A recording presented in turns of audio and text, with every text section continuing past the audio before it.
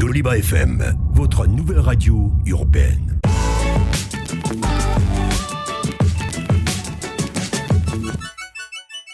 Pour ce numéro spécial Soumaïla Cissé. Donc, si vous le permettez, avec comme conducteur, nous allons parler de l'enlèvement dans un premier temps de Soumaïla Cissé et en perspective, nous allons parler on va poser cette question, faut-il médiatiser les prises d'otages? Serge Daniel, merci d'être là. On vient juste d'écouter l'ancien Premier ministre Ousmane Issoufou Maïga. Est-ce que ça vous rassure, ces informations-là? Oui, ce sont des informations rassurantes. J'ai vu hier, par exemple, le président du collectif pour la libération de Soumaïla Cissé, le monsieur Ousmane Mokhtar Sy. Ce qu'il dit, il rejoint ce que dit le Premier ministre, c'est-à-dire qu'on aurait des preuves de vie de Soumaïla Cissé, mais par des personnes interposées, mais pas de véritables preuves de vie.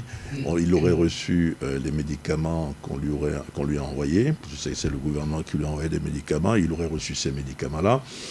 Mais on n'a pas ce qu'on appelle de véritables preuves de vie. C'est une photo de lui en train de parler, comme on l'a vu dans le Sahel, par exemple, pour les otages, où les otages disent, voilà, je m'appelle Serge Daniel, enfin, je ne vais pas dire Serge Daniel, je m'appelle Alexis, j'ai été enlevé telle date, etc. Voilà, donc on n'a pas ça, c'est ça qu'on n'a pas. Mais sinon, il résume très bien, je pense, Pinochet, l'ancien Premier ministre, résume très bien la situation. Mais ça ne se passe pas de son côté seulement, ça se passe ailleurs. Les véritables informations sont les services de sécurité, les services de renseignement. Armata Diaouré, est-ce que c'est des informations qui rassurent? Moi, je suis tout à fait d'accord avec Serge Daniel. Le souci que j'ai, c'est moi, je n'ai pas, comme il dit, une preuve palpable de vie. Je n'ai pas un son, je n'ai pas une vidéo, alors que dans ce milieu-là, souvent les gens aiment bien communiquer. Et c'est ce qui est un petit peu, pour moi, qui est un petit peu affligeant, c'est qu'on n'a pas réellement de communication autour de ce qui se passe. Les informations, c'est vrai que c'est un travail qui se fait un petit peu en secret, ce sont des choses qui sont faites de manière discrète. On ne peut pas effectivement exposer un certain nombre de personnes qui interviennent dans la résolution de ce problème. Mais on aimerait bien quand même savoir dans quel état se trouve Soumaïla Cissé, en termes de santé, en termes de morale. Voir que vraiment, effectivement, nous sommes en train de négocier, nous disons que nous le détenons, voilà. Et qu'est-ce qu'on demande en contrepartie? Il y a beaucoup de rumeurs. Et c'est vraiment malheureux. Alexis Kalambli, vous êtes directeur de publication du journal Mali Tribune. Est-ce qu'au niveau de Mali Tribune, vous avez des nouvelles de Soumaïla Cissé? Non, pas nous, et on n'a pas de science infuse. Non, ce que je voudrais dire à propos un peu de tout ce qui se passe sur le terrain, vous savez, dans les écoles de journalisme, on dit il ne faut pas servir la sueur au lecteur. Si on vous dit d'aller faire l'interview de Serge, vous n'avez pas à écrire qu'il m'a donné 5 fois rendez-vous comme c'est à son habitude, vous devez ramener l'interview et donner l'interview. Ce que vous avez fait pour l'avoir, à la limite, ça ne regarde que vous. Donc, on ne demande que le résultat. Jusque-là, oui, ceux qui sont un peu commis à la tâche sont en train de dire oui, on a fait tel effort. Ce n'est pas ce qu'on leur demande parce qu'il est évident que pour mener une pareille mission, ça demande beaucoup d'efforts, ça demande beaucoup d'investissement et ça demande beaucoup de temps. Maintenant, la préoccupation, c'est quel est le résultat jusque-là. Quand est-ce que Soumaïla sera là? Malik Konaté, cette actualité Soumaïla Cissé, son enlèvement, est-ce que vous avez des nouvelles aussi à votre niveau? Bon, je ne dirais pas que c'est rassurant parce que quand on regarde la situation, si ma mémoire elle est bonne, dans toutes les histoires d'otages, c'est la première fois après 2 mois ou 3 mois de cela qu'on n'a pas de nouvelles de Soumaïla Cissé. Et ensuite aussi, personne ne peut dire aujourd'hui Soumaïla est dans la main de telle personne ou tel groupe. Et il est dans quelles conditions. Bien vrai que l'ancien Premier ministre et le collectif en charge de la recherche de Soumaïla Cissé, chaque fois quand ils sortent, ils nous disent tout simplement Soumaïla il va bien. Mais eux-mêmes ils n'ont pas de preuves palpables pour nous dire tout simplement que Soumaïla il est en vie ou bien il est avec telle personne. Donc pour moi, ce n'est pas rassurant parce que la famille aussi est toujours inquiète parce que la famille aussi aimerait savoir si leur parent ou leur papa ou leur mari est en vie et il est dans quelles conditions, il est avec qui. quel endroit. Aujourd'hui, personne ne peut dire aujourd'hui que Soumaïla est au nord ou bien au sud, ou il n'est pas au Mali, il est dans tel pays. Donc pour moi, ce n'est pas du tout rassurant. Serge Daniel, qu'est-ce que vous pensez de ceux qui disent que Soumaïla n'a pas été prudent en se rendant dans cette zone où il y a quand même l'insécurité? Je ne crois pas du tout à cela. Je vais vous dire, quand il va venir, il va le témoigner. Je suis l'un des derniers à qui Soumaïla Cissé a envoyé un message avant d'aller à Koumaïra.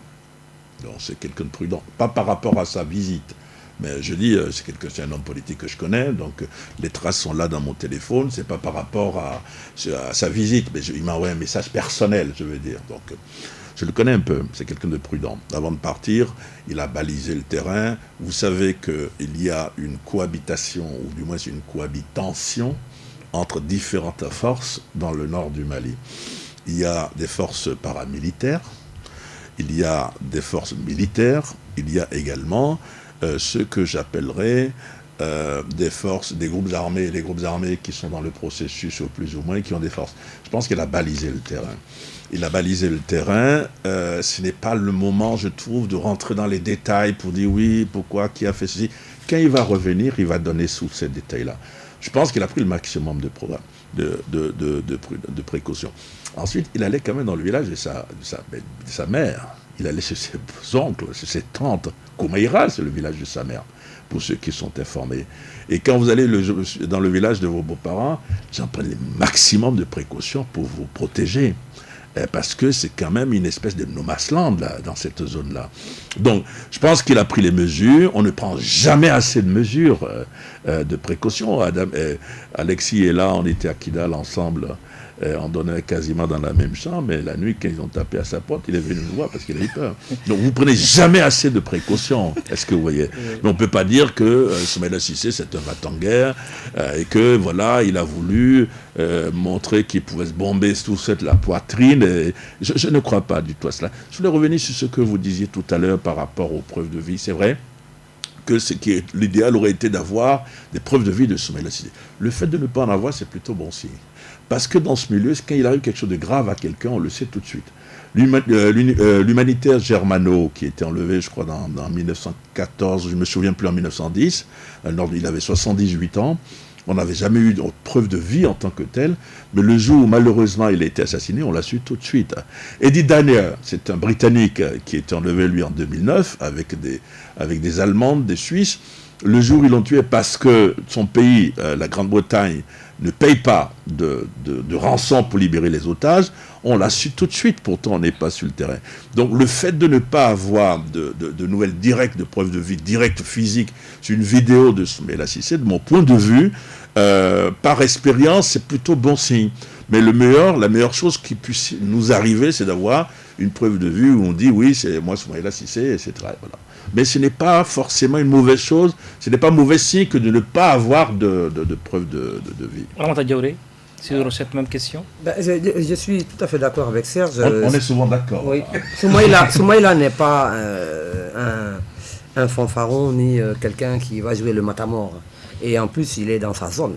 Il est dans la zone où il est élu, la zone où il est né, la zone où réside sa famille, même sa famille élargie. Et clairement, il est parfaitement au fait des problèmes sécuritaires qui se posent là. Il est donc évident qu'il a préparé sa campagne en envoyant des émissaires pour aller dans tel village, tel village, tel village. La preuve, on sait même qu'il y avait un déroulé. On savait qu'il devait partir à telle heure, pour partir de tel endroit pour aller à Koumaïra. Donc, c'est quand même des choses qui sont... Ce n'est pas une personne posée, c'est une personne intelligente. C'est quelqu'un qui connaît le milieu. Je veux dire, il ne va pas s'aventurer. C'est pas un aventurier qui s'est jeté comme ça dans cette campagne. C'est chez lui et il connaît le milieu. Et chacun sait comment il faut se comporter vis-à-vis justement de tous ces groupes en présence et avec d'autres groupes qui même peut-être aussi viennent aussi s'agglutiner autour pour essayer de tirer les marrons du feu. Et donc, clairement... on ne peut pas, je pense, le suspecter d'avoir pris des risques inconsidérés, c'est pas du tout son genre. Alexis Calambri. Oui, bien sûr. Si vous regardez la zone, chaque homme politique qui se déplace dans la zone quand même prend les précautions en plus de ce que l'État peut faire ou fait. Chacun prend les précautions quand même de contacter plus ou moins ceux qui constituent des forces dans la zone et pour avoir soit l'autorisation pour en tout cas discuter avec eux et avoir les garanties possibles. Je pense que tout cela avait été fait. Maintenant, qu'est-ce qui a grippé la machine en temps? C'est ça la vraie question. Mais oui, Soumaïla ne se serait pas déplacé sans avoir toutes les garanties qu'il faut. La question est dans l'autre sens. Est-ce que l'État, en sachant qu'il se déplaçait dans la zone, malgré qu'il n'ait pas une emprise réelle sur est-ce qu'on a pris les mesures pour sécuriser au moins un corridor pour lui? Malik Konati. Bon, en fait, moi, je pense que Serge l'a dit. Il a dit qu'on ne peut pas prendre toutes les précautions qu'il faut. Mais Soumaïla Cissé aussi, il avait déjà la garantie de l'État en disant qu'ils vont sécuriser les candidats qui vont battre campagne dans les zones d'insécurité. Je pense que malgré tout cela, il est parti avec une sécurité privée, je pense, une société avec lui, comme il l'a fait en 2018 aussi pendant les élections présidentielles. Donc, je pense aussi qu'il a pris des mesures qu'il faut. Serge l'a dit aussi, c'est sa ville natale. Bon, si c'est pas sa ville natale, mais quand même c'est sa mère. Voilà. Donc du coup, tu peux pas aller te rendre dans cette zone-là sans prendre des précautions. Et je pense aussi sa zone de Niafouké aussi. Bon, ce qui est arrivé, mais en tout cas, on ne peut pas prendre toutes les précautions qu'il faut, malgré que l'État a donné des garanties pour sécuriser les candidats, mais quand même, il s'est déplacé aussi avec une sécurité privée. Voilà. Serge Daniel, ce matin, en faisant la revue de presse, on a retrouvé cette information du Sphinx, le journal malien, journal de notre confrère Adama Dramé, qui titre dans sa livraison du 5 juin « Kidnapping du chef de file de l'opposition, Soumaïla Cissé, victime d'un audio complot d'État ». Doit-on accorder du crédit à cette information? Vous savez, généralement, quand un confrère dit quelque chose, ou il écrit quelque chose, moi j'évite de commenter. Et quand je n'ai pas les mêmes informations, je ne vais pas dire « Oh, c'est faux, oui, non, je ne suis pas dans cette logique-là, je n'ai pas cette information. » Ramata Diaouré. Principe de confraternité. Attendons d'être plus amplement informés peut-être, mais c'est clair qu'on ne va pas taper sur les confrères.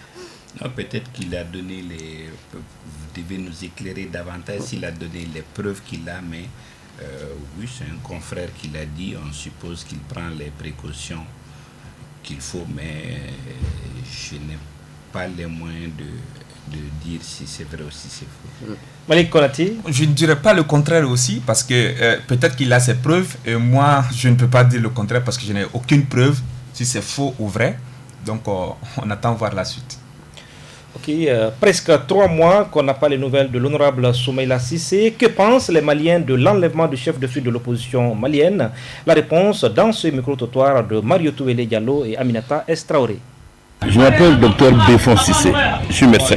L'enlèvement de Soumaïla Cissé est un scandale pour le pays. Comment pouvez-vous expliquer qu'un citoyen enlevé dans notre pays, dans son cercle, qui était en campagne parce que l'État, les autorités ont dit que la sécurité est assurée et que les gens peuvent faire campagne, qui sont enlevés bientôt 80 jours, qu'il n'y ait pas de revendication. Aucune branche ne se réclame de l'avoir enlevé. Ça veut dire que ce n'est pas clair. Nous estimons que ce soit la faute de l'État ou pas, l'État doit être au courant de quelque chose. Franchement, nous estimons que l'État doit faire ce qui est de son rôle, la protection des citoyens, leur bien. Message de compassion, de résistance et de prière. Aujourd'hui, notre pays, malheureusement, est sans État. L'absence de l'État. Nous sommes dans une gouvernance à vue. Ce qui fait que malheureusement, il n'y a pas à qui on peut dire qu'il est fautif. Parce que le pouvoir n'existe pas. Malheureusement. Je suis de cœur à la famille Soumaïla Cissé. Et en conséquence, nous sommes meurtris. C'est scandaleux. Moi, je m'appelle Amadou Almami Diarra. L'enlèvement de Soumaïla Cissé, c'est une situation qui ne nous honore pas, nous Maliens. Vraiment, c'est une situation désagréable, une situation regrettable. Tous les Maliens doivent être préoccupés par cette situation qui ne fait que perdurer. Est-ce de la politique ou bien est-ce d'un enlèvement pour de vrai? Mais moi, je pense qu'il y a lieu d'être prudent par rapport au jugement. Je pourrais dire que c'est pour un enlèvement politique, je pourrais dire également que c'est pour de vrai. Mais que sais-je de cela? Tout ce que je sais, c'est qu'il a été enlevé. Ce serait quand même très dangereux si c'était un enlèvement politique.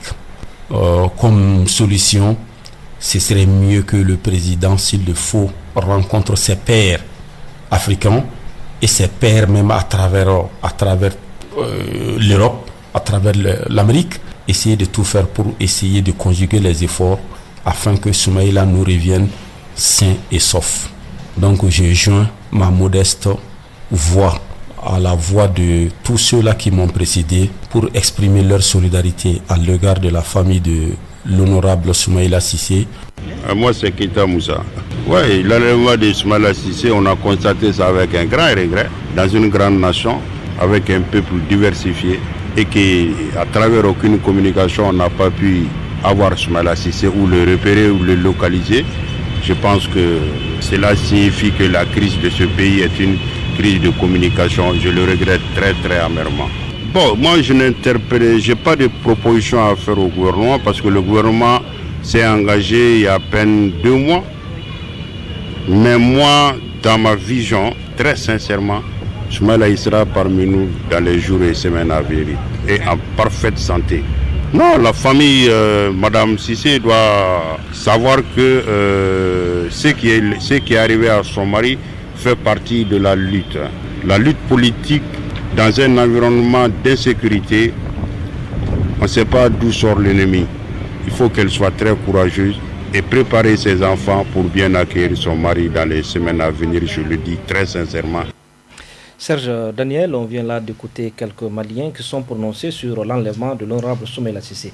11 autres personnes enlevées au même moment que lui, peu après son rapt, ont recouvré la liberté, mais Soumaïla, lui, non. C'est ce qui est intéressant dans l'analyse du rapt. Généralement, lorsqu'on on prend des otages, on les prend tous. Et vous voyez, il y a eu trois phases du rapt. Ils arrivent dans le de Koumaïra, cette intervention armée. On les prend tout de suite, on les sépare. On les sépare, c'est très important. On libère les blessés. Parmi les blessés, il y a un qui était mourant, qui va mourir. C'est son garde du corps, le principal. Et ensuite, on libère les autres compagnons. Je pense que les ravisseurs ont voulu gagner du temps. En libérant une première vague, on s'est dit, bon, on va libérer les autres. Ensuite, ils libèrent une deuxième vague. Et probablement, on va en revenir, que Soumaïla a été déplacé en ce moment-là. Il a été déplacé parce que par stratégie, les gens se sont dit, bon, si on les libère à dose homéopathique, ils peuvent penser que Soumaïla Cissé va loin. Alors, sur la revendication, il y a 2 choses. Vous savez, sur les réseaux sociaux, je me méfie des réseaux sociaux parce que j'ai toujours l'habitude de le dire. Les réseaux sociaux ne font pas la révolution se fait sur le terrain. Et sur les réseaux sociaux, sur 10 informations que vous pouvez lire sur les réseaux sociaux, 9 sont fausses, 9,5 sont fausses. En termes d'information, c'est pas une photo qu'on fait pour dire, nous sommes par exemple ici au Djoliba. Oui, nous sommes au Djoliba, on voit la photo. Mais en termes d'information, ce sont des informations qu'il faut prendre avec les pincettes. Si vous vous souvenez de ce qui s'est passé ce jour-là, il y a eu tout de suite après sa libération, 1 heure après, mais c'était terrible sur les réseaux sociaux. Moi, je me souviens, je venais de faire un papier pour dire que non, il est toujours détenu, mais je me suis fait allumer par des gens, des journalistes sur les réseaux sociaux, qui disent, mais il ment, celui-là, il est libéré. Qu'est-ce qu'ils avaient comme preuve? Pardon, je vais casser votre studio. Est-ce que vous voyez? Donc, c'est toujours pénible, c'est toujours difficile. Il faut être très, très, très, très fait attention. Je pense que c'est lui qui était visé lors du rapt. Ils ont pris tout le monde. Ils ont libéré ceux qu'ils avaient voulu libérer. Et après, donc, ils l'ont gardé. Pour terminer, il y a la thèse, ce qu'on appelle la thèse du complot. Parce qu'une semaine ou une dizaine de jours avant le rapt de Soumaïla Cissé, il faut savoir qu'on avait enlevé, dans la même zone, je crois que c'est un responsable du RPM. Un candidat du RPM. Donc, le jour du rapt de Soumaïla, parmi les thèses qui ont circulé, c'était un règlement de compte, c'est-à-dire puisqu'on a enlevé quelqu'un une semaine avant, on a enlevé une autre après. Ok, mais pourquoi il n'est pas libéré? Aujourd'hui, si c'est pas entre les mains de djihadistes, je ne vois pas qui peut détenir Soumaïla Cissé. L'autre thèse dit non, c'est une milice appartenant à quelqu'un. Il n'y a pas de possibilité dans cette zone pour une milice d'évoluer sans que les terroristes n'aient accès à eux. Est-ce que vous voyez? Armata Diaouré, les 11 autres personnes enlevées au même moment que lui sont libérées. Soumaïla, lui, pas. Est-ce que cette situation, est-ce que vous la comprenez? Mais écoutez, quand on écoute ce qui circulait comme message beaucoup sur les réseaux sociaux après l'enlèvement de Soumaïla, il y a quand même... le gros poisson, c'est lui. Et d'ailleurs, là, il y a un vocal qui est attribué, parce que je ne suis pas sur place, qui est attribué à des gens qui, en tout cas, ont participé à l'enlèvement.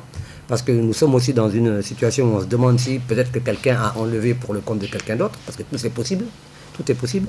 Mais en tout cas, au démarrage, c'était cette personne-là, c'est lui qu'on cherche, c'est lui qu'on voulait.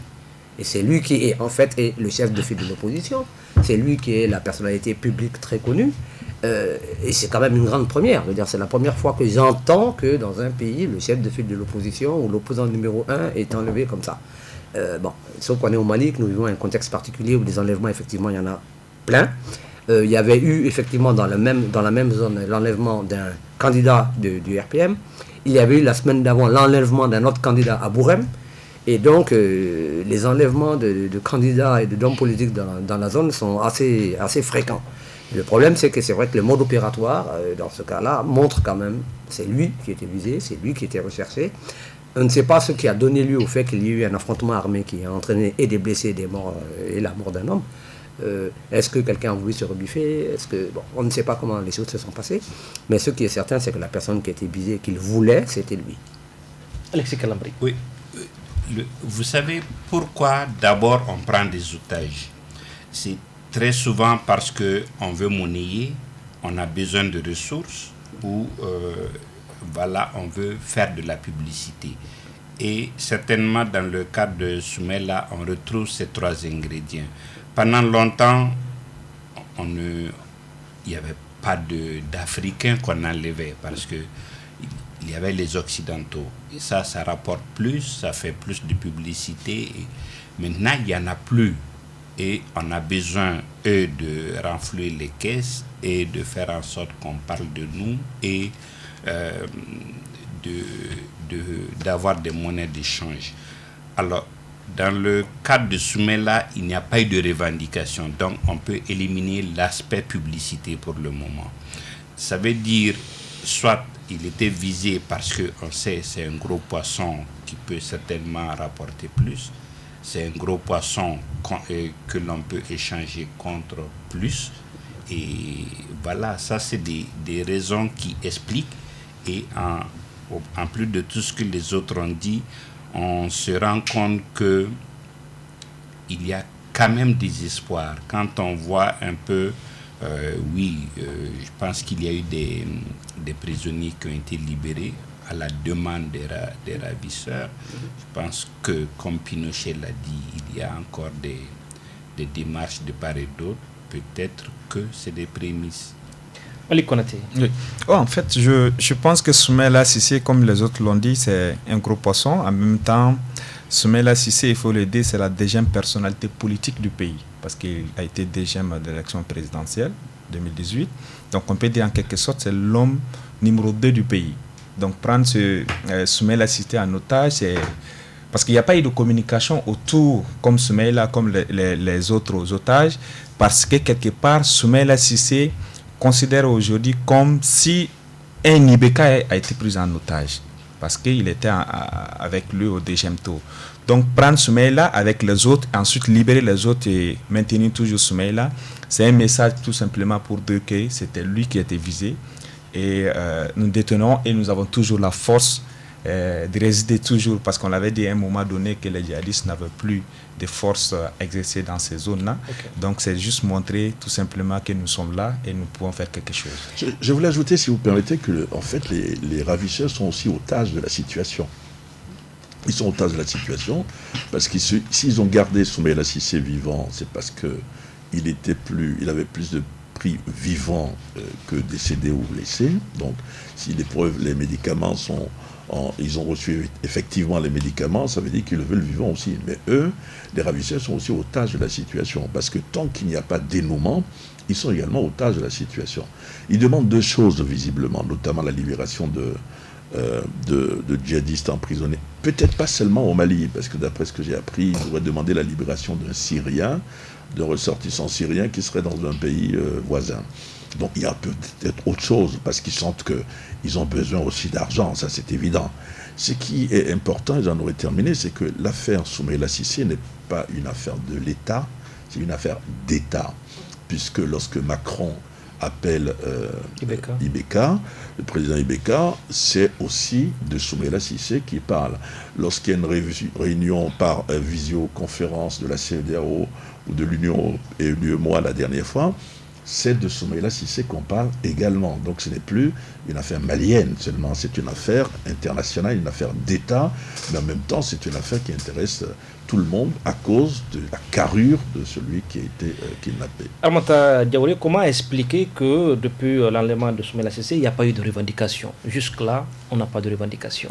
Ce qui n'est pas quand même habituel. Je dirais qu'il n'y a pas eu de revendication publique. Je pense que par les canaux qui sont utilisés pour acheminer des médicaments ou approcher les gens ou négocier avec les gens, on sait qui a enlevé Soumaïla Cissé. Vous et moi ne le savons pas. Mais il est clair que les gens qui sont en train de négocier, ils savent très bien qui sont les interlocuteurs avec lesquels ils sont en train de négocier. Donc de ce côté-là, je n'ai pas de doute qu'il n'y a pas une revendication public. Comme disait Alexis, les gens ne sont pas en train de faire de la publicité, mais clairement, il y a des gens au Mali qui savent qui détient Soumaïla Cissé. Ça, c'est clair. Et Serge Daniel, hein, vos analyses sur les questions sécuritaires souvent font autorité dans l'espace public malien et africain. Qui sont pour vous les ravisseurs de Soumaïla Cissé? Je pense que ce sont qui doit être entre les mains des djihadistes. En venant aujourd'hui, contrairement à Alexis qui prend des notes quand il doit parler, moi j'ai pris exceptionnellement des notes. C'est-à-dire j'ai fait la liste des dates, des années où on a enlevé les otages dans le Sahel. C'est une affaire que j'aime beaucoup.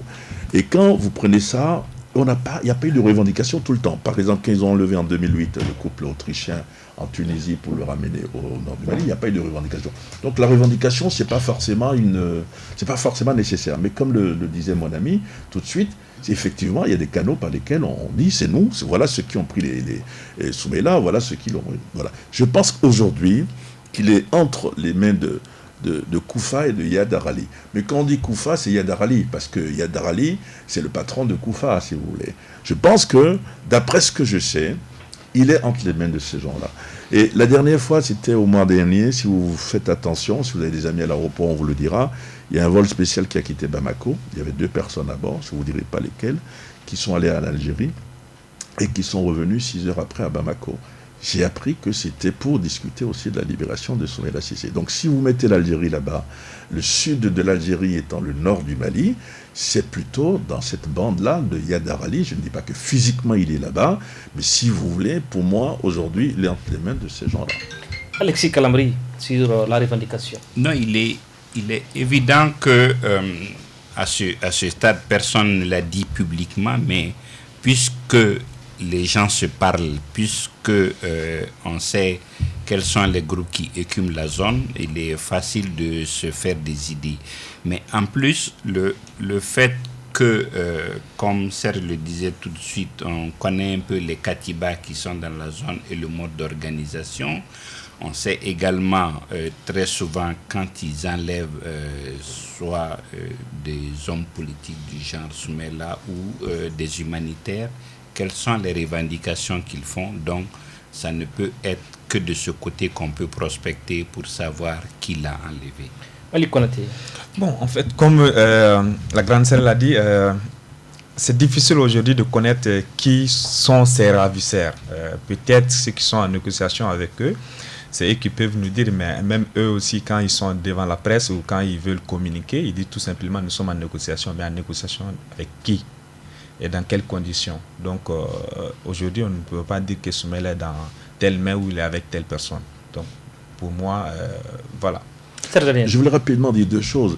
Quand il y a une affaire comme ça, il y a toujours des voyous qui tournent autour. Je sais par exemple qu'après le RAPS, des privés, proches ou pas de Soumaïla, je ne rentrerai pas dans les détails, se sont fait avoir parce qu'on les a délestés au moins d'une dizaine de millions de francs CFA, parce qu'ils ont dit donner de l'argent, on va vous ramener. Donc il y a toujours du business autour de cela. Mais ce qui me paraît important, et je voulais insister sur ça, moi je suis optimiste. Je dis généralement que le temps nous assassine, parce que là, votre émission, c'est 1 heure. Dans 1 heure, vous allez nous foutre dehors. Nous aussi, on a envie de partir, ne vous en faites pas. Mais les terroristes, eux, ils assassinent le temps. C'est-à-dire qu'ils peuvent mettre 2 jours, 1 semaine, 2 mois, 1 an. Ce n'est pas du tout leur problème. Parce qu'ils sont maîtres de leur temps, si vous voulez. Donc ça peut être long, ça peut être difficile. Je pense à l'épouse de Soumaïla Cissé, je pense à sa famille également. Mais nous sommes tous concernés. C'est-à-dire que dans cette affaire, il n'y a pas de journaliste. Je pensais que vous allez nous poser une question, parce que c'était le titre de l'émission. Est-ce qu'il faut médiatiser On va en parler. J'espère. Oui. Mais aujourd'hui, si moi, j'ai une information et que je peux ne pas donner l'information pour que Soumaïla sorte, je le ferai avec plaisir. Tout le monde se sent concerné. Ramata Diaouré, est-ce qu'il faut s'inquiéter pour l'état de santé de l'honorable Soumaïla Cissé? Déjà, nous avons quand même appris que... il a un certain âge, Soumaïla. Physiquement, quand on le voit, il tient bon. Oui, mais il a un certain âge, donc ça veut dire qu'il peut souffrir d'une certaine pathologie, même peut-être des pathologies chroniques. C'est quelqu'un qui est habitué à vivre dans un certain style de vie, dans un certain confort. Vous êtes hors de votre famille, dans des conditions de vie, on ne sait pas lesquelles, mais certainement pas dans le confort de votre salon, surtout pas d'ailleurs. Et donc, effectivement, ça doit jouer sur ça. Psychologiquement parlant, le fait d'être enlevé, ça joue aussi. Donc, le fait qu'on nous ait fait savoir d'une manière ou d'une autre que, il avait besoin de certains produits qui lui ont été acheminés, c'est déjà quelque chose qui nous renforce. Et la nature des produits, voilà. On a dit de l'insuline, voilà. Donc on peut... Diabète, donc on peut en déduire qu'est-ce qu'il y a.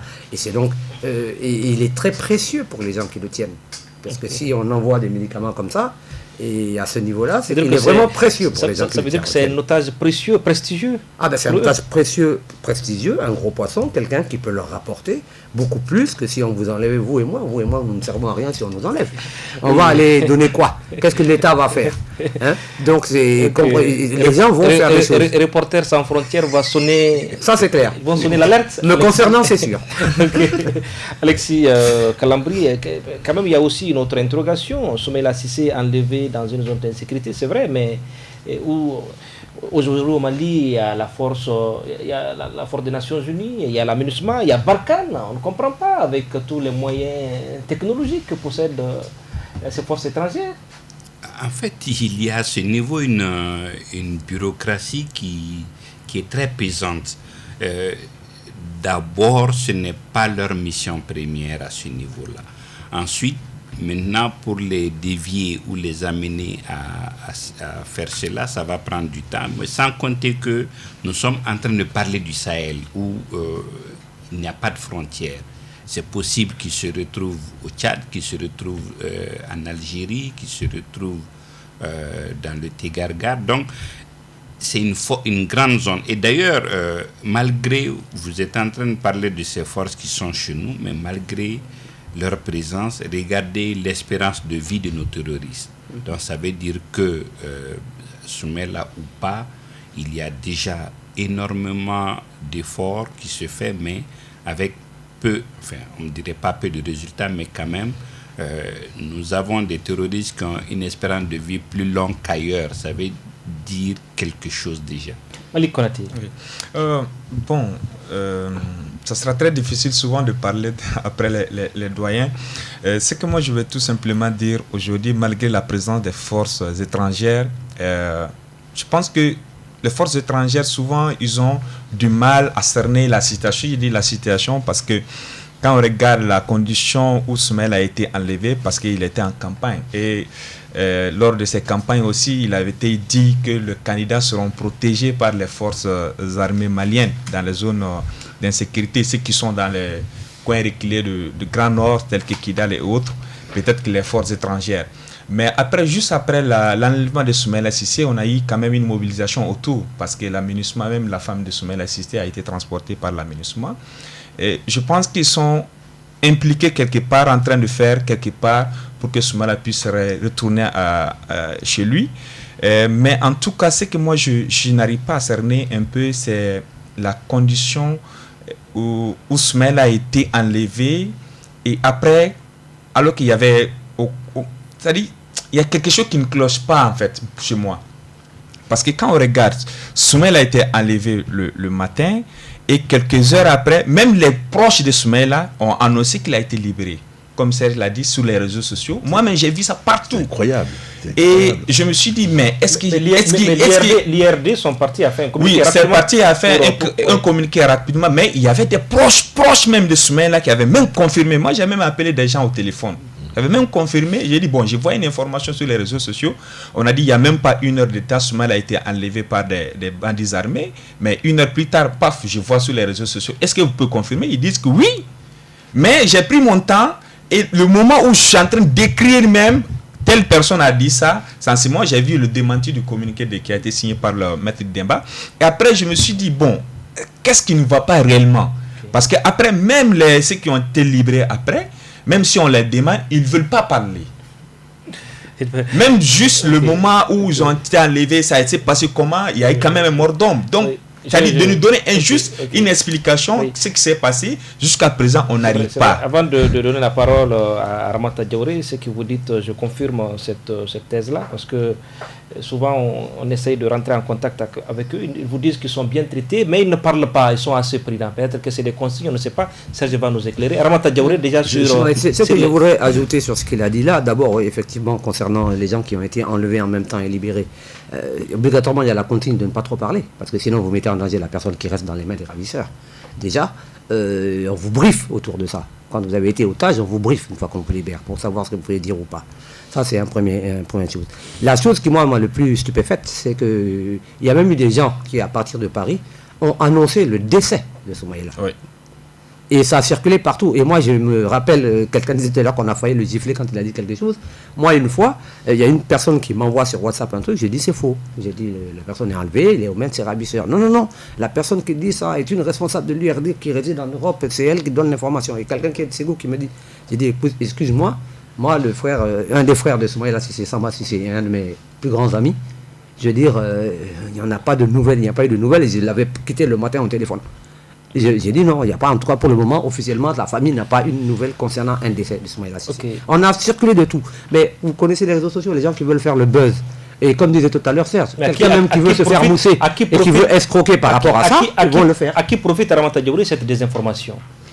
Ben à certains, vous savez, il y a des gens, comme disait tout à l'heure Serge, il y a des gens qui ont approché des proches de Soumaïla et qui ont pu en tirer un petit peu des sous en se faisant passer pour des gens qui le détenaient ou qui pouvaient peut-être intervenir. Donc pour certains, c'est devenu aussi du business. Pour certains, c'est du business et puis il y a beaucoup de gens qui ne font le buzz que pour faire parler d'eux-mêmes. Ce n'est pas des Soumaïla qui veulent qu'on parle, c'est d'eux. Et ça, sur les réseaux sociaux, malheureusement, vous en avez plein. Serge Daniel. Ceux qui savent dans ce pays ne parlent pas. Ouais. Et ça, je pense que l'une des forces du Mali, c'est cela. Il y a un proverbe qui dit « il ne faut pas trop parler, sinon la parole pleure ». Il y a des choses qui se font. Il n'y a rien à faire. Il y a des choses qui se font peut-être pas assez. Moi, j'aime beaucoup les gens du collectif pour la libération des Soumaïla Cissé. Ils sont dans leur rôle que de dire que l'État doit tout faire pour libérer Soumaïla Cissé, en ajoutant, oui, nous savons que l'État est en train de travailler, mais il faut faire quelque chose. Il faut faire beaucoup plus. C'est tout à fait normal, chacun dans son rôle. Ils sont en train de se battre, et ce n'est même plus, comme je l'ai dit tout à l'heure, de mon point de vue, une affaire malienne. C'est une affaire internationale. J'allais dire planétaire en même temps, parce que quand vous avez les 5 pays membres du Conseil de sécurité des Nations Unies, c'est les ambassadeurs de ces pays qui sont au Mali, qui se réunissent autour de ça, ça veut dire que c'est une affaire internationale. Mais le temps, je l'ai dit tout à l'heure, les djihadistes assassinent le temps, alors que nous, c'est le temps qui nous assassine. Ce qui fait qu'on dit, oui, il y a 3 mois, c'est vrai, c'est énorme 3 mois. Qui peut vivre dans le désert comme ça pendant 3 mois dans les hameaux, dans des huttes, etc. C'est tout à fait difficile. Mais encore une fois, il y a des choses que moi, je ne dirais pas. La responsabilité, ça c'est la responsabilité, pas à cause des liens que j'avais avec Soumaïla. C'est un ami, Soumaïla, je n'ai jamais caché cela. Mais les choses se font, le gouvernement fait des choses, et les pays voisins, des pays étrangers font des choses pour obtenir sa libération. Et nous allons aborder cette dernière question. Notre thème du jour, faut-il médiatiser les prises d'otages? On commence avec Alexis Calambré. Alexis, faut-il médiatiser les prises d'otages? La question est très difficile. Vous avez 2 ou 3 camps. Vous avez ceux qui veulent qu'on libère leurs proches, qui veulent savoir ce qui se fait, mais en même temps, l'information nuit au processus de négociation. Donc, qu'est-ce qu'on peut dire sans entraver les négociations? Jusqu'où peut-on parler? Qui peut parler? Ça, c'est très compliqué. Donc, on ne peut pas répondre par oui ou par non, mais en l'état, il faut savoir, oui, qu'est-ce qu'on peut faire pour rassurer sans pour autant, disons, nuire les négociations, sans pour autant... dans le milieu journalistique, on parle du temps médiatique. Le temps médiatique, c'est, pour moi, tant qu'il est aux mains de ses ravisseurs, il y a des choses qui ne se disent pas. On peut déplorer son absence, on peut continuer. Est-ce que cette démarche qui explique un peu, souvent même le silence de son parti, qui en plus... J'imagine, non, il y a une gêne parce que, oui, Serge parlait du comité le collectif, du collectif de Bala qui rue dans les brancards, et c'est normal. Mais le parti ne peut pas adopter la même posture parce que certainement briefé par ceux qui sont dans les démarches, et disons, ou ayant l'obligation de ne pas faire en sorte d'être des poids sur le processus. Donc, oui, les positions se comprennent, mais fondamentalement, la publicité nuit au processus de négociation. La publicité nuit au processus de négociation. Ramata Diaouré, c'est votre avis aussi? Ah oui, nous avons, Alexis et moi, on a fait partie d'une... J'étais la présidente d'une cellule de crise parce qu'on a un confrère journaliste qui a été enlevé dans les mêmes conditions et qui est resté pendant pas mal de temps. Un confrère? Un confrère, oui, journaliste, Tamboura. Okay. Et malheureusement, nous nous sommes rendus compte que les gens qui étaient là en train d'essayer de raconter leur vie, mais il a fallu que l'on fasse une réunion en disant aux gens, écoutez, si vous voulez que le monsieur sorte vivant, arrêtez, excusez-moi le terme, vos conneries, parce que vous êtes en train de le condamner en écrivant ceci, en disant cela, en faisant le buzz autour d'une affaire comme ça, alors que nous sommes actuellement dans la posture de tout faire pour que la personne revienne vivante à sa famille. Et vous venez commencer à faire ceci, dire cela, dire le reste. Donc il est clair que ce sont des sujets, ce sont des matières dans lesquelles la discrétion est la reine. Et j'ai beau être journaliste, et je suis parfaitement d'accord avec Serge, comme il le disait tout à l'heure, comme a dit aussi Alexis, c'est-à-dire que nous ne sommes pas là. Bien sûr que nous voulons informer. Bien sûr que nous voulons récolter de l'information. Bien sûr que nous voulons la diffuser. Le problème, c'est que nous ne sommes pas non plus là pour jeter en pâture ou mettre en danger la vie de quelqu'un. Et dans ce type d'enlèvement, parler mal, trop parler, parler sans savoir, se pousser du col alors qu'on n'y connaît rien, met cette personne en danger. Et la première chose, en tant qu'être humain responsable, même avant d'être responsable en tant que journaliste, c'est de se dire, je ne suis pas là pour faciliter le fait qu'un meurtre, par exemple. Est-ce que dans le cas d'espèce, dans le cas de Soumaïla Cissé, vous avez vu, c'est-à-dire une communication contre-productive, par exemple? Pour le moment, je n'ai pas vu beaucoup de communication autour, et pour moi, c'est un bon signe. Parce qu'objectivement, ces genres de choses, on n'aime pas le bruit. Donc c'est bien que ça reste dans la discrétion. Et je pense que le temps venu, nous aurons de l'information. Serge Daniel. Ça dépend. C'est-à-dire, si vous prenez des pays comme le Canada, lorsqu'il y a un enlèvement d'un citoyen canadien, les autorités contactent tout de suite la presse. Et on décide, l'information, c'est qu'il a été enlevé. On ne peut pas ne pas donner l'information. Parce que si c'est un homme politique qui disparaît, il faut pouvoir dire où il est. Il a été enlevé. Mais après, ce qui se passe dans des pays comme le Canada, c'est qu'ils discutent avec des journalistes pour qu'il y ait une espèce de blackout sur les dessous des négociations. Par exemple, il y a eu 2 otages canadiens enlevés dans le nord du Mali, des diplomates, Robert Fowler et Louis Gay. Ils avaient été enlevés. Ce qu'on a demandé à la presse canadienne, par exemple, sont des diplomates, donc des hommes politiques aussi. Ce qu'on a demandé, c'était de ne pas parler des négociations. Il y a eu, par exemple, un responsable des services de secret canadiens qui est venu s'installer ici à Bamako pour diriger les négociations. On lui a demandé de ne pas parler de ça. On lui a demandé de ne pas parler de la rançon. Donc, il y a une espèce de gentleman agreement entre les diplomates, les journalistes, pour que la vie de l'otage soit sauvée. De toutes les manières, comme vous le savez, rien ne se cache. C'est-à-dire qu'au lieu de dire aujourd'hui, ils ont demandé 2 millions d'euros de rançon, il faut attendre la libération de l'otage pour dire ils avaient demandé 2 millions d'euros de rançon. D'habitude, dans pareilles circonstances, on dira toujours qu'il n'y a pas eu de rançon versée. Oui, mais on n'avoue jamais la communication officielle. On n'avoue jamais qu'il y ait rançon. Mais je veux dire qu'il y a une espèce de gentleman agreement entre les autorités et la presse pour qu'on ne dise pas tout. Parce que moins on le dit, moins on parle de ça, plus les démarches pour la libération sont rapides. Moi, j'ai suivi depuis 2003 les libérations, les enlèvements d'otages dans le nord du Mali. C'est extraordinaire ce qui se passe, les dessous.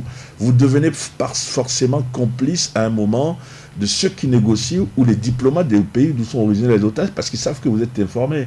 Donc ce qu'on faisait, c'est que chaque jour, moi j'ai appris ça, j'ai appris ça. Il y a, si tu annonces ça, voilà ce qui va se faire. Si tu annonces ça, voilà ce qui va se passer. Je vais vous raconter rapidement une histoire. En 2009, ils ont enlevé des otages, un otage qui s'appelait Dyer, il a été tué, c'est un otage britannique, parce que son pays a refusé de payer la rançon. Quand ils ont constaté, par exemple, que c'était terminé, qu'il allait mourir parce qu'ils n'ont pas voulu payer la rançon, l'ambassadeur qui était ici à l'époque m'a donné un communiqué. Il m'a dit, monsieur Serge, est-ce que vous pouvez publier ça? Ça peut sauver notre otage. J'ai publié le communiqué sans dire que ça venait de l'ambassade, de l'ambassadeur. J'ai dit de sources diplomatiques. Donc, je me suis bétonné. parce qu'ils avaient besoin de faire passer un dernier message aux ravisseurs. Donc je ne dis pas qu'on est complice, non, pas du tout, mais on est complémentaires, il y a de l'information qu'on donne, mais au milieu, il faut savoir qu'il faut sauver la vie de quelqu'un, on ne peut pas tout dire. Et Malik, oui, en fait, j'aborderais dans le même sens que les doyens, souvent il faut savoir communiquer, parce que quand on regarde, il y a beaucoup de gens, parce que moi j'utilise beaucoup les réseaux sociaux, on dit que tu n'es pas vraiment trop chaud pour la libération de Soumaïla. Je dis, je me fais vraiment extrêmement attention à ce genre de choses, parce que un seul mot ou bien un seul message peut nuire, ça peut mettre la personne en danger. Donc il faut faire extrêmement attention. Une communication positive du moment où donner l'information à sa famille pour rassurer la famille en disant que telle personne est en vie, elle est dans telle position et les négociations sont en cours, ça peut être positif, mais jusqu'à politiser encore, parce que ce que je vois sur les réseaux sociaux, on est en train de politiser la prise d'otage de Soumaïla Cissé. Aujourd'hui, d'autres disent même que c'est un otage politique, qu'il est dans la main de la SE ou bien qu'il est dans la main d'Ibrahim Boubacar Keïta, et c'est à Ibeka de libérer Soumaïla Cissé. Même si au niveau même de son parti, il communique sous forme genre on veut vraiment la libération de Soumaïla Cissé, mais quand même les partis, la base même, il y a des gens qui sont vraiment sûrs et certains aujourd'hui en disant Soumaïla Cissé n'est pas dans la main des djihadistes ni les groupes armés, mais elle est dans la main de l'État malien, soit la SE ou Ibrahim Boubacar Keïta. Donc moi je pense que ce genre de communiqué ou ce genre de communication peut vraiment être négatif dans la mesure où les négociations sont en cours. Donc pour moi, je me méfie beaucoup. Communiquer autour d'un otage jusqu'à ce que j'arrive à avoir un communiqué officiel. Je me dirais que bon, je peux utiliser celle-là pour que ça puisse passer et que les ravisseurs puissent savoir aussi qu'il y a quelque chose qui se passe. Alexis Calambri, est-ce que vous avez eu l'impression que l'enlèvement de l'honorable Soumaïla Cissé a suscité quand même des réactions ça et là? Est-ce que vous avez eu cette impression-là au Mali, en Afrique, dans le monde? Oui, si vous voyez, ça n'a vraiment laissé personne indifférent. Les autorités maliennes, pour une fois, ont été réactives. On a vu tout de suite le comité ad hoc qui a été mis en place. On a vu le président et les communications officielles souvent tenir compte. Et l'ORTM même en parle régulièrement, ce qu'on ne voit pas habituellement. En plus, on a vu tous les messages de compassion des pays voisins et il y a eu très peu de sommets depuis où on n'a pas fait allusion à cela. Je pense que, oui, quelque part, tout le monde s'est senti interpellé et c'est peut-être de bon augure parce que ce n'est pas une question malienne. La libération, il faudrait impliquer l'Algérie, certainement la Mauritanie, tous les pays du Sahel, les renseignements français, américains, tous ceux qui écument le Sahel peuvent être des adjuvants pour qu'on trouve la solution. C'est vrai, les Américains ont une position très bizarre par rapport aux questions d'otages, mais je pense que pour les renseignements, tout le monde peut s'impliquer. Sir Daniel, faut-il médiatiser les prises d'otages? Quelle doit être la posture du journaliste ou du communicant? Il doit faire très attention. Il y a des dates, par exemple, le fétiche. Il est libéré il y a 1 mois, il faut faire un papier, c'est le principe du marronnier un peu. 2 mois, on refait un autre papier, 80... Alors il y a des dates. Forcément, moi je suis pour qu'on en parle, pour qu'on ne l'oublie pas. Il y a le risque d'oublier la personne. Donc être en contact avec le collectif de sa libération, ça me semble important. Bon, je suis un journaliste, il faut savoir ce que disent les services, les responsables des services, il ne faut pas aller seulement voir le Malien, il faut voir le voisin, pour savoir ce que l'on dit. Il ne faut pas donner des... Je vais vous donner un exemple. J'ai appris il y a 2 semaines qu'il y avait quelqu'un qui était revenu chez les ravisseurs avec ce qu'on pouvait appeler la première preuve de vie. Cette information est quand même capitale. C'est une preuve de vie, forcément, donc elle sera analysée, mais elle sera communiquée même en privé à la famille. Moi, par exemple, je n'ai pas donné cette information, parce que d'abord, je ne sais pas si c'est vrai ou si c'est faux, mais ensuite, je ne voulais pas dévancer les événements. Je ne savais pas comment ça allait, les gens allaient prendre ça, si vous voulez. Alors, l'histoire des médicaments, pourquoi il faut en parler? Parce qu'on a mis du temps à en parler. Bon, le gouvernement a confirmé en privé. Qui a assuré le transport de ces médicaments? Je ne sais pas, il ne faut pas savoir, il ne faut pas chercher à savoir. Voilà. Voilà. Mais quand on a su, on s'est dit, j'ai vu le responsable du collectif, il m'a dit oui, nous avons appris que les médicaments sont allés. Ça, c'est quand même important. Il ne faut pas dire plus, c'est-à-dire c'est la responsabilité du journaliste, je pense. Mais pour moi, le journaliste est doublé de l'ami de Soumaïla. Donc, oui, mais Serge Daniel, pas pour parler de RFI, mais souvent on voit sur RFI quand un journaliste est enlevé ou disparaît, chaque fois RFI dit... Premier jour, on rappelle tous les jours que notre journaliste est détenu. Mais ça, c'est une information normale, c'est pour l'oubli, c'est pour ne pas oublier. L'otage française, par exemple, Sophie Petronet, chaque vendredi, on annonce, on dit, ça fait tel jour, parce que peut-être qu'elle est en train de nous écouter, et que si elle nous écoute en nous disant, elle entend son nom, les gens ne vont pas oublier, ça, c'est plus qu'un repas par jour, par exemple. Je voulais dire rapidement autre chose qui a été un peu en marge de ce que je suis en train de dire, c'est par rapport aux confrères qui étaient libérés.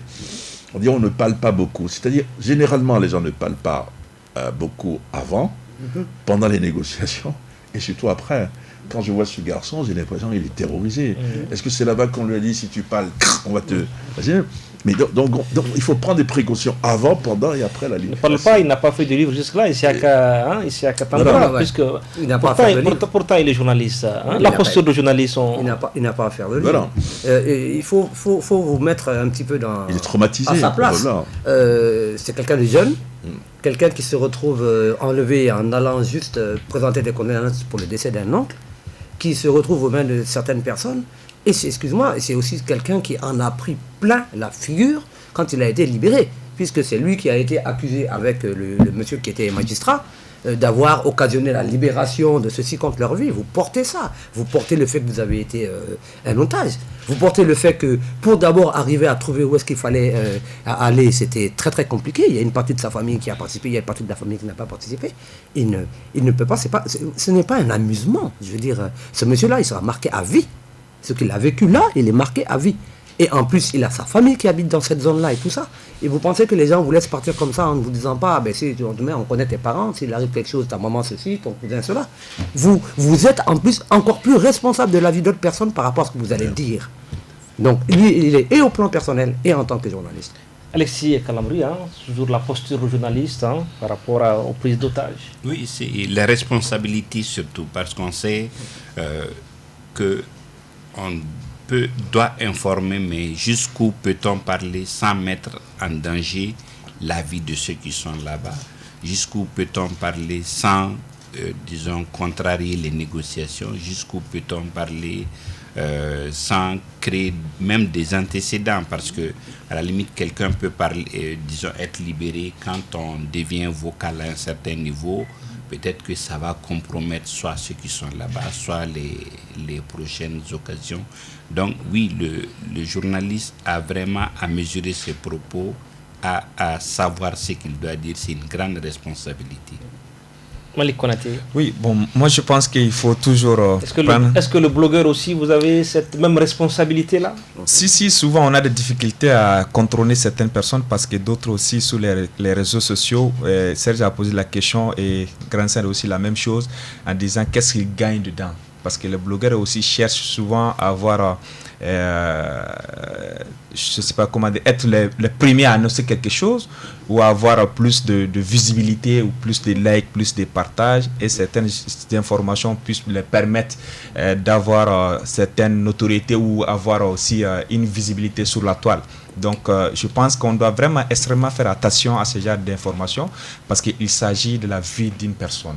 Et quand il s'agit de la vie d'une personne, en tant que blogueur ou en tant que journaliste, on doit vraiment faire extrêmement attention. Et tout ce qu'on partage, parce qu'un seul mot, souvent, c'est facile, ça prend juste quelques secondes, 1 seconde ou 2 secondes, mais ça peut nuire à jamais à quelqu'un. Donc, il faut vraiment faire attention avant de dire quoi que ce soit. Un bon journaliste aussi, c'est de prendre en compte aussi la vie de l'autre.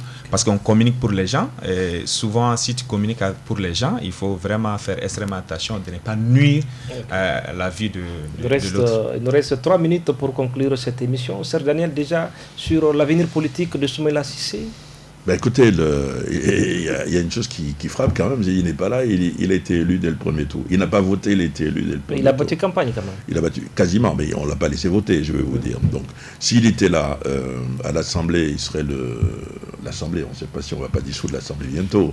Bon, ça c'est un autre débat. Donc, il serait toujours chef de l'Assemblée, chef de l'opposition, il est le chef de l'opposition parlementaire. Je pense que son avenir est largement devant lui. Souhaitons-lui de bien revenir revenir rapidement et de reprendre sa place ici parmi nous. Ramata Diaouré. Oui, non, mais ça, je suis tout à fait d'accord. Et j'ajouterais même une chose. Je pense que si Soumaïla Cissé avait été là, ce que nous voyons se passer autour du mouvement du 5 juin et tout ça ne serait peut-être pas passé de la même manière.